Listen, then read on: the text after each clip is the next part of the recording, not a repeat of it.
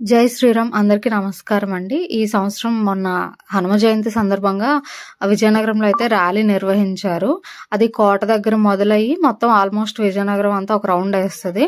So మేమైతే కోట దగ్గర నుంచి మొదలయ్యాము. ఇదిగోండి ప్రస్తుతానికైతే మూళ్ళాంతల దగ్గరికి చేరుకున్నాము.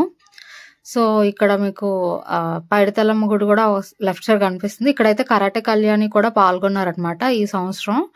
మేము లాస్ట్ ఇయర్ ర్యాలీలో పాల్గొనలేకపోయాను, ఇక్కడ విజయనగరంలో లేను కాబట్టి. ఈసారి అయితే ఇక్కడ ఉన్నాను కాబట్టి వచ్చి నేను కూడా పార్టిసిపేట్ చేశాను. నేను త్రివేణి మా ఫ్రెండ్ ఇద్దరం కలిసి వచ్చామన్నమాట.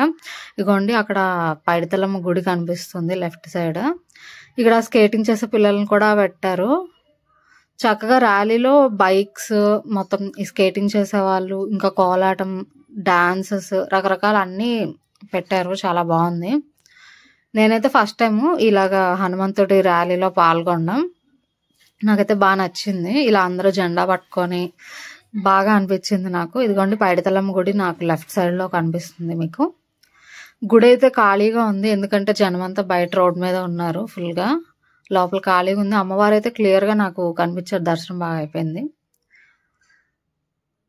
సో ఇంక ఇలా గంటస్తంభం మీదుగా ర్యాలీ సాగింది. చూస్తున్నారు కదా, ఆడవాళ్ళు తలపాగా పెట్టుకొని వచ్చారు. చాలా బాగా అనిపించింది అలా చూస్తే నాకు.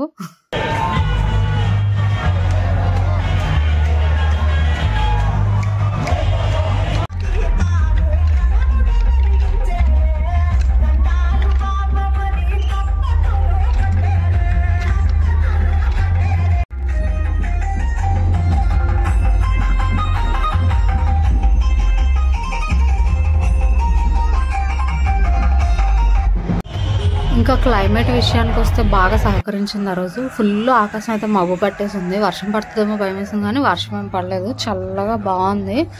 అసలు అంతమంది ఉన్నా కూడా ఎక్కడ ఒక్కపోత లేకుండా చల్లగా చాలా పీస్ఫుల్గా సాగిపోయింది. ఆకాశంలో అలా హనుమంతుడి జెండా ఎగురుతుంటే భలేగా కనుల విందుగా అనిపించింది. ఆ నీలి మబ్బుల మధ్యలో కాషాయ రంగులో జెండా అలా రెపరెపలాడుతుంటే ఎంత బాగుందంటే అంత బాగుంది. ఎంతసేపు చూసినా అలా చూడాలనిపిస్తుంది. ఇంకా ఆడవాళ్ళు ఇలాగా తలపాగా పెట్టుకొని త్రిశూలం పట్టుకొని అలా ర్యాలీలో పాల్గొంటే నాకు భలే అనిపించింది.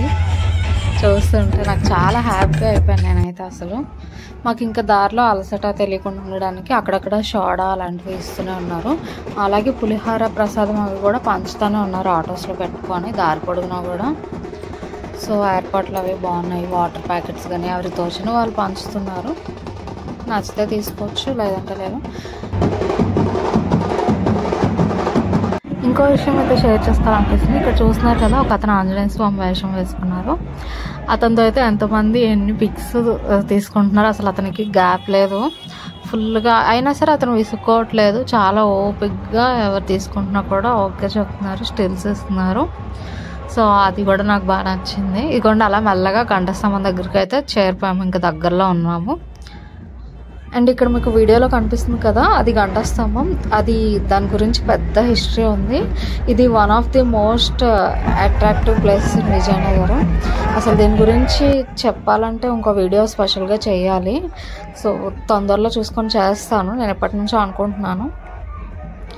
దీనికి గురించి చాలా పెద్ద చరిత్ర ఉంది. సో అండ్ ఇక్కడ అయితే చాలా టైం పట్టేసింది. ర్యాలీ అయితే ఇక్కడ ఆగిపోయింది చాలాసేపు, ఒక దాదాపు 15 to 20 minutes. ఇక్కడ నించొని చాలాసేపు నినాదాలు చేశారు. అలాగే కూర్చుని పేరు కూడా కాసేపు అయిన తర్వాత. సో ఇక్కడ చాలా టైం పట్టేసింది.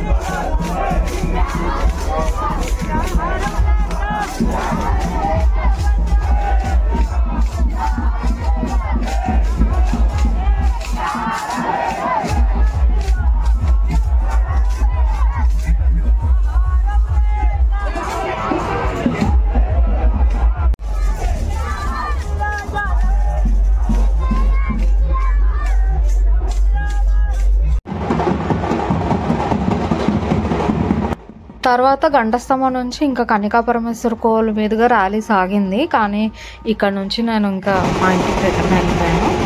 ఇంకా త్రివేణి కూడా లేట్ అయిపోయింది కాబట్టి వాళ్ళ ఇంటికి వెళ్ళిపోయింది. సో ఈ రకంగా మేము ర్యాలీలో అయితే పాల్గొన్నాము. సో హనుమత్ జయంతి ఉత్సవాలు అయితే ఈ సంవత్సరం ఇలా ఇంత హ్యాపీగా సెలబ్రేట్ చేసుకున్నాం ఇంతమందితో కలిసి. సో మరో మంచి వీడియోతో మళ్ళీ కలుద్దాం. నమస్కారం. జై శ్రీరామ్, జై శ్రీ వీర హనుమాన్.